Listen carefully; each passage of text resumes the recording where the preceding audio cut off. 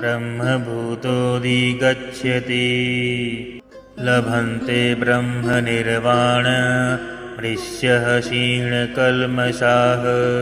छिन्नद्वैधा यतात्मानः सर्वभूतहिते रताः कामक्रोधवियुक्तानां यतीनां यतचेतसाम् अभीतो ब्रह्मनिर्वाणं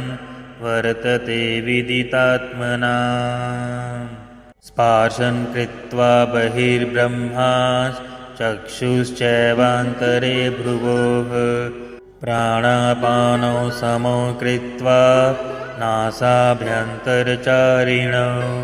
यतेन्द्रियमनोर्बुद्धिर्मुनिर्मोक्षपरायणः विगतेच्छाभयक्रोधो